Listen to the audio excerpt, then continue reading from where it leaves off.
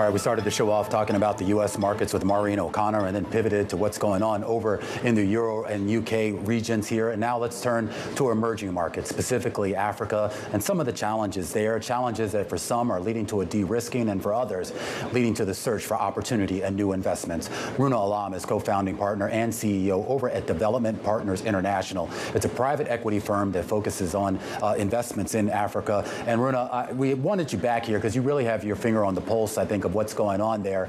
And we were speaking with someone maybe about 2 or 3 weeks ago that was talking about this idea sort of where the opportunities are in a high rate environment, and more importantly, in an environment where a lot of people are trying to de-risk here.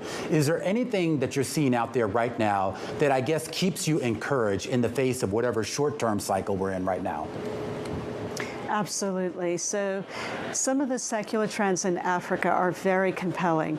By 2050, 1 out of every 4 humans in the world will be African. Some say even 1 out of 3. Around the same time, 10 of the largest cities in the world will be in Africa, 10 of the 20 largest cities.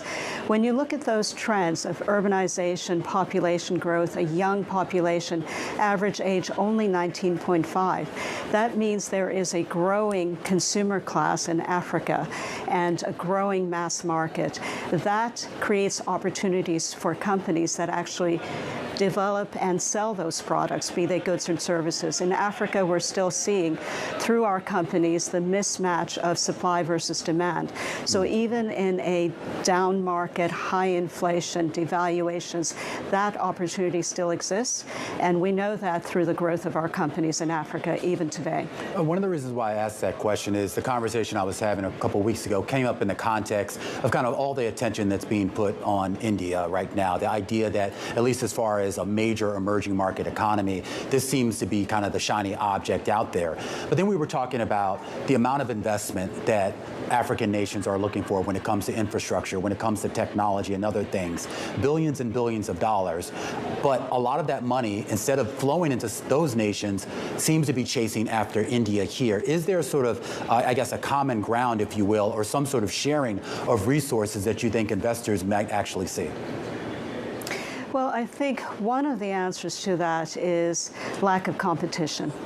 If investors are going to a certain region of the world and another region of the world has 5 out of the top fastest growing countries, and at the same time a small amount compared to other regions of the world of private capital, that creates opportunities. And that is the space and that we've been in. That's the reason we are in Africa.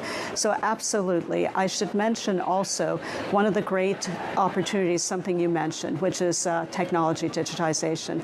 While digitization has grown everywhere during COVID, in Africa, because of the lack of legacy assets, it's made a huge impact, again, on the delivery of goods and services to the mass market rather than just the middle class, and all sorts of goods and services. Again, another great opportunity around which one can coalesce investing in companies that provide those opportunities. Well, when you think about those opportunities and those emerging themes, such as around digitization, and then you think about the macroeconomic context of very high inflation and very high and rising interest rates around the globe, particularly in emerging, or rather in developed companies, how high of a hurdle is that for some of these potential investments that could be heading to Africa?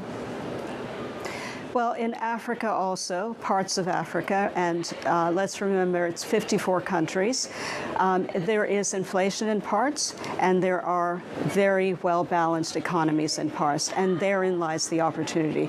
Yes, in parts of Africa, you have inflation topping 30%, and then in other parts of Africa, namely Francophone West Africa, where you have a very calm currency pegged mostly to the euro, so it's been devaluing calmly over the last several years.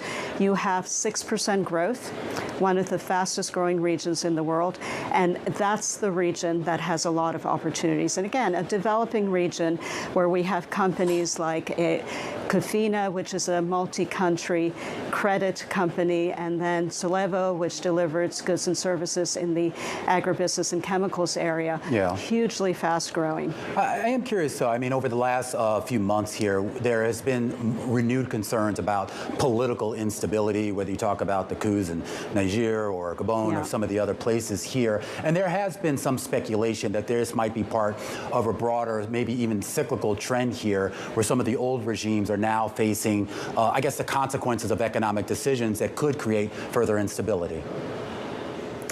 Yes, and this is really something that we are definitely looking at. And the interesting thing I've learned from our companies and from my colleagues in the last few weeks is the following. Yes, there have been 3 coups in Francophone West Africa, but again, the largest economies in the region where most of our investments come from, Côte d'Ivoire and Senegal, are stable. However, even in countries like Niger, there has been a coup, but the government has left the private sector operate as it had operated before. So our companies in Niger are actually doing fine. So one has to separate, especially in a place like Africa, the political from the economic. All right, Runa, I'm going to have to leave it there. Really appreciate you taking time for us and staying up late there over in London. Runa Alam there. She's a co-founding partner and CEO at Development Partners International.